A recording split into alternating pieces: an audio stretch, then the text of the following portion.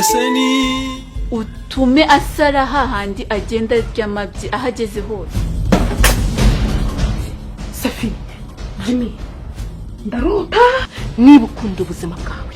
Iryo jambo nsogiye kwivuga uyu nyene n'umuntu bagira ngo nkubwire ko muri sa yanyanze ibi byose uzabyishura. Ingaruka zabyo ntabwo uzatinda kuzibona. eseni njewe Kutekaneza uri gusanira muri sa mu buryo bwo kuhanga uri byana bari yaho ako muri sinakubujije kwirirwa uvuga ngo raraguzwa wigeze koko ahasi mu rugo sinakubujije tangira wumve ko ngari wanyu kibazo se ko nawe cyaba gihari nakirengagiza rega namenye ko ngari ho ngomba kuba ubuzima bwanjye bwose naho ubundi kugeza ubu nta kibazo pe eseni njewe eseni njewe waisema kubukombaye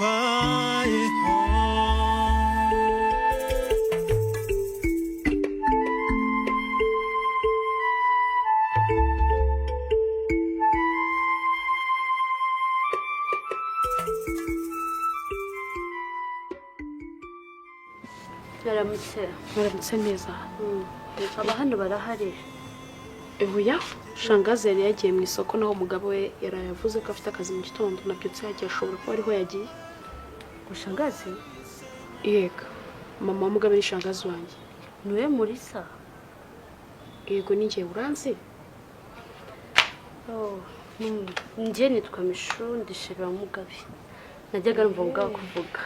Nishimiye kukumenya. Yego. Rero naza mugabe naza mubwe ko naje kumuranga mubura. Mubwe ko nzagaruka ku cyumweero. Na mama wanyu naza musoza. Nta kibazo ndamubwira. Sawa rero bye. Ese ugenda? Indagiye. Ntabwo ngwerekeje hari imirimo myinshi nari ndimo. Nta kibazo. Yisubiremo. Sawa murakoze. Sawa. Yego.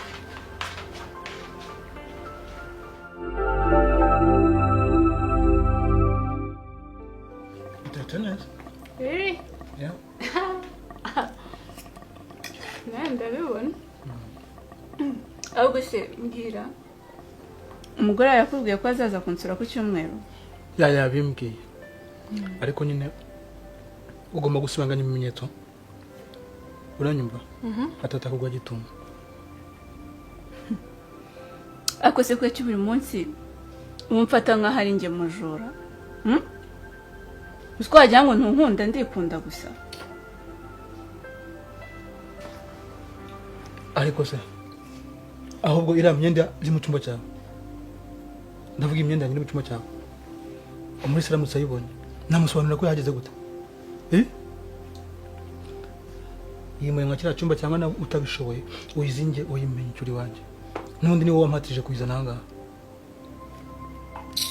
Hako subwa ku cyubusura karaguryo. Erega ugomba kumenya ko twese turi abajura. Nyine muri sanda mwiba nawe ukamwiba.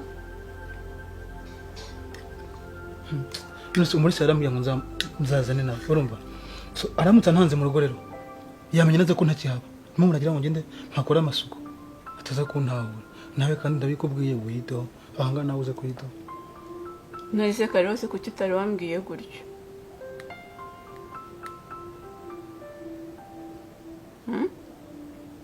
Ikindi kandi ugomba kumenya. Njye muri se niyo nta mukunda nk'abashira. Nta mukunda ko yangiriye neza. So gabanya rero kunyereka ko mufuira cyane birenze. Okay, basi nyine. Reka tumare kurya. Nuno turuhuke. Basi ugende nka nimugoroba. Nta kibazo nanjye sigira ngo ari nta kintu kiri kunyirukansa rwose. Ngaho bon appétit rero. Merci. Kirangwe kakandi. Wateguye.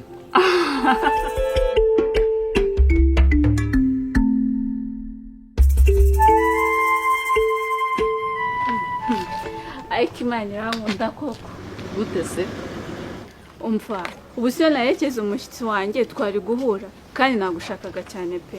Nase niba wanshakaga kuki utampamagaye nta nimero nanjye ugira? Telefone yanjye ya mbere yaguye muri toilette. Namba zose ndazibura ariko ubwo duhuye nta cyongero zimwe. Sana nzigure.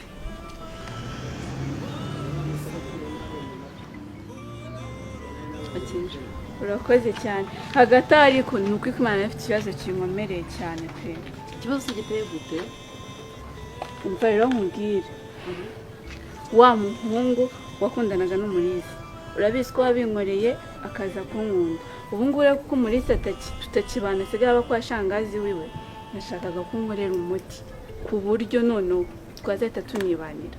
Safina ufite amafaranga niyaza imbere kuri jewe. Amafaranga si ikibazo kubera ko ukuntu nkunda Jimmy natanga buri kimwe cyose ahubwo se urashaka ngahe? 100,000 ubundi akwiye ko muri segeze kubaho. Ko nawe urampenda. Okay, ndabangwaye 50 andi nzayaguha diri yaciyemo. Siko bimeze se? Safina mva mubwe niba nta mafaranga ufite genda banzo yashaka. Nimero yanjye urayifite uzampamagaje ariko yabonye. Okay, nta kibazo ubwo turaza kuvugana nimero yanjye ndayibonye. Sawa nzabikora kandi neza.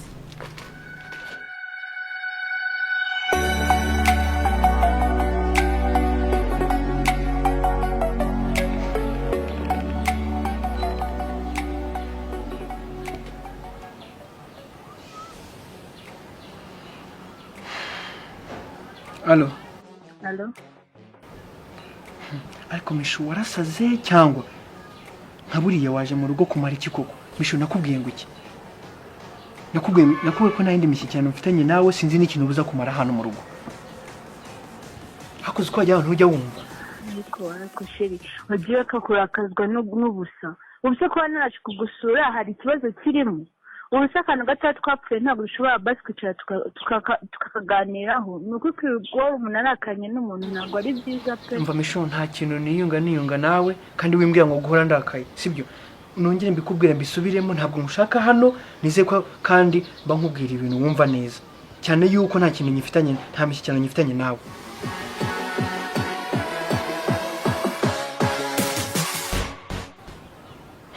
Nagiye gukora amakosa nakoze se wigeze umfata naryamanye n'undi mukobwa hakora atinyuka nabivuga nta n'isoni wowe. Ariko sheri ngenda cyakunda kandi nuko kw'Imana pe. Asira ngo urumva uzahora ndakariye basi mbabariro ume basi inyuze ihirwe rimwe gusa kucyumwa basi. Gezaho nta n'ikintu nshaka kumva kuri wowe sibyo? Umenya ngo ibyo byo vanga inzoga umva nkubwire nta kintu nshaka kuvugana nawe nize ko nge nawe turangizanyije kandi sinzongeye no kumva na rimwe mu buzima bwanjye.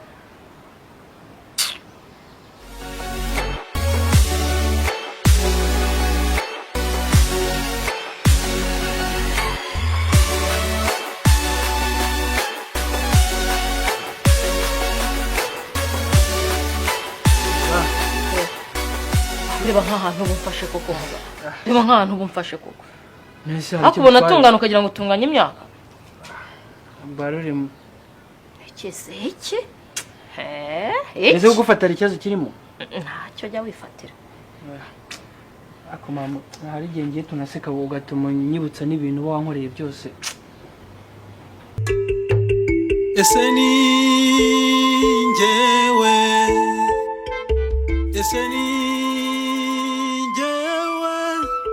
wahisemo kubukompa